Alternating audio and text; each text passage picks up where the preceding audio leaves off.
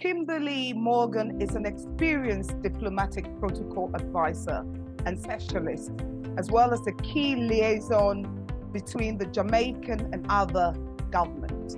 She has 12 years of experience with international affairs and diplomacy, 10 of which are in diplomatic protocol. She has been a key manager for logistical support during the state and diplomatic official visit to Jamaica, and she was selected to be the Jamaican delegate for the 2014 CARICOM training for junior diplomats in Tokyo, Japan, and the 2017 professional course for foreign diplomats in New Delhi, India. She is the honored recipient of 5 notable career awards from the U.S. Department of State. She's got the Meritus Honor Award, which she received in 2020, 2 Eagle Awards in 2021 and 2022, and 2 Franklin Awards, both in 2021 and 2022 as well. Her topic for today is about tactical protocol and diplomacy. Thank you. Kimberley, you have the stage. Good afternoon and good morning to those in my time zone. I'm very honored and elated to be here to present on practical protocol and diplomacy, which I also call personal protocol and diplomacy. In the world of diplomacy, we do a lot of formal things, and I thought that being able to show others how you can practically apply protocol and diplomacy, it would be a good way forward for many other persons. So I'm just gonna get right into it. So in the job that I do, a lot of times people will ask me, what do you do? And when I say to them, I'm a protocol supervisor specialist or officer, they're like, what do you actually do? What does that mean? Because a lot of people don't understand what that means. And so I always have to go into this elaborate explanation of, okay, you know, I make sure that things are always in place so that governments can relate to each other properly. And that's probably the most layman way I can give it to them. But I'm always having to explain myself. So let's look on some formal definitions of what protocol is. So practical definitions of protocol is the way we do things, a set of rules or a code of conduct that govern behavior. It's a framework within which diplomacy operates. Protocol helps us to avoid chaos, or it brings order to the chaos you already have. It's a set of rules and regulations of diplomatic and social discourse between officials, as internationally aligned by the Congress of Vienna of 1815 and the Vienna Convention on Diplomatic Relations. Protocol helps us to operate in a respectful and seamless manner in a world where we have so many cultures and different ways of doing things. It's best and or smart to have a foundation of standards to go by. So the profession, activity, or skill of managing international relations, typically by a country's representative or representatives abroad. So that is what is diplomacy. So I'm breaking down both things so that you can understand how they work together. The art of dealing with people in a sensitive and or tactful way, or diplomacy is the art and science of maintaining peaceful relationships between nation groups and or individuals. I find that particular definition very interesting because it puts art and science together, and we don't often see those two coming together to work. And so it's nice to know that I'm in a field or that diplomacy is an area that brings both things together. So diplomatic protocol, it cannot exist without, diplomacy cannot exist without protocol. Diplomacy would fail without it. And put quite frankly, it is the lifeblood of diplomacy. It serves the image of an institution, organization, or government, appearance, and how something is presented. It manages governments and officials.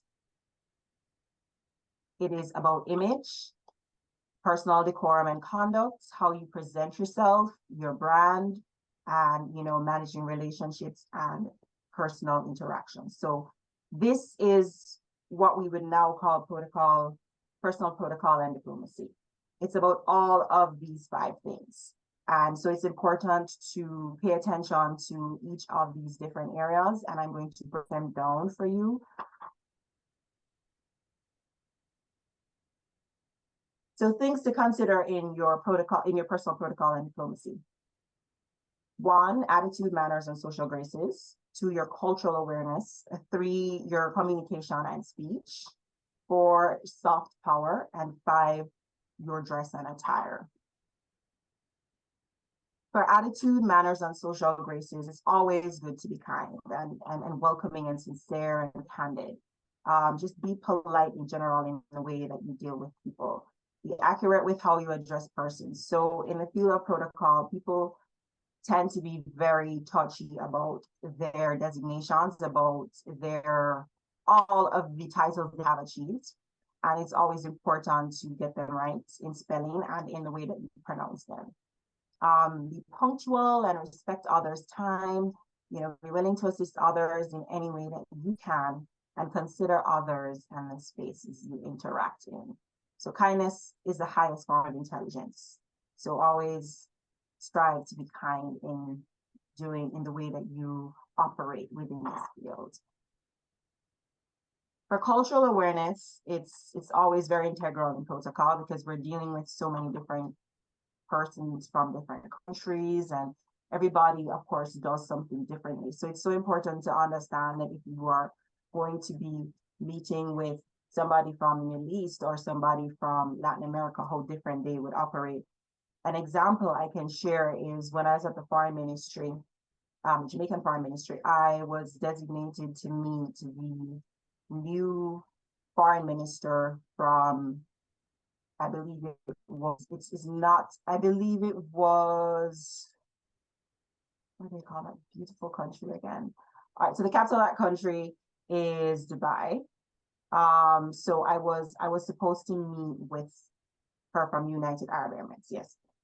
And this was new because she was the first female minister. I didn't know what to expect and what she would necessarily do when she came. And so one of the things that I did was when she walked up to me and I met her at the door at the front of the foreign ministry, is I waited to see what she would do first.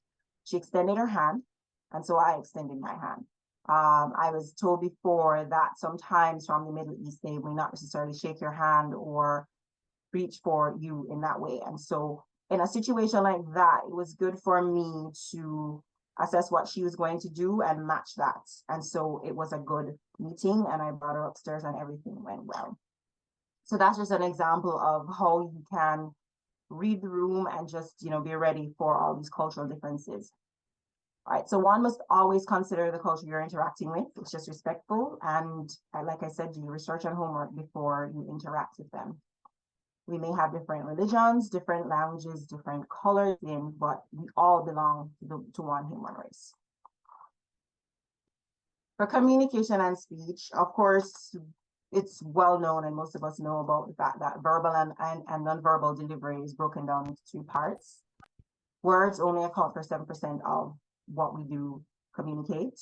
Tone is 38%, and our body language is 55%. So it's not what you say a lot of times, but how you say it and just how you acquire yourself.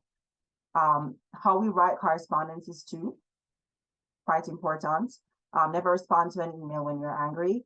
Take some time, read over it, or have somebody read over whatever it is that you want to respond, or just don't respond at that time when you're not feeling fully normal. So soft power, I actually really do love soft power. I think that this is a real power tool in diplomacy. It's more a tool of emotion.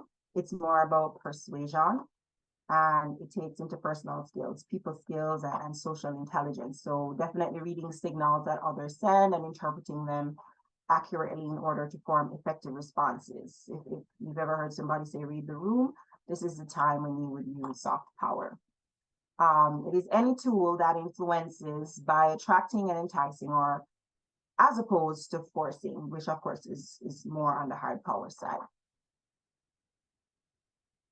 Dress and attire. So it's always important to follow dress codes when you're going to events, when you are within the space.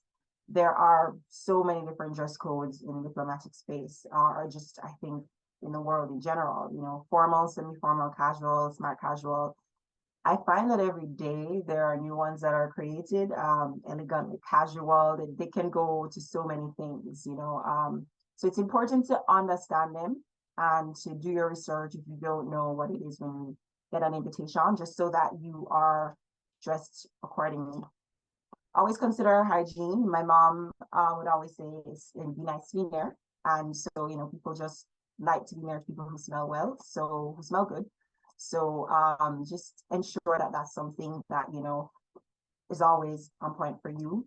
National dress. National dress and attire is a consideration for some diplomatic events. I know, for example, when we're having presentation of credentials, it is something that we also encourage. So countries have that choice of wearing their national dress, or they can wear the typical jacket and suit.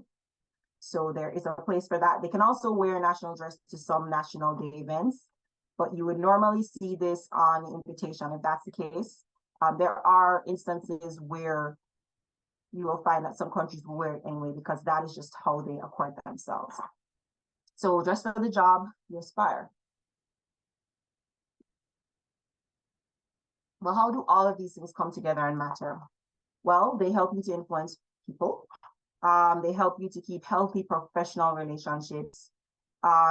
It gives you invitation and entry to spaces that you normally probably wouldn't have access to, and possibly a seat at the table, you know, because how we treat others leaves a mark on them. And always remember that people will forget what you say, people will forget what you did, but they will never forget how you made them feel. And that's always just such an important part of the work that we do in protocol. So it's a very short presentation, very compact. So thank you guys, and always remember to put your best foot forward.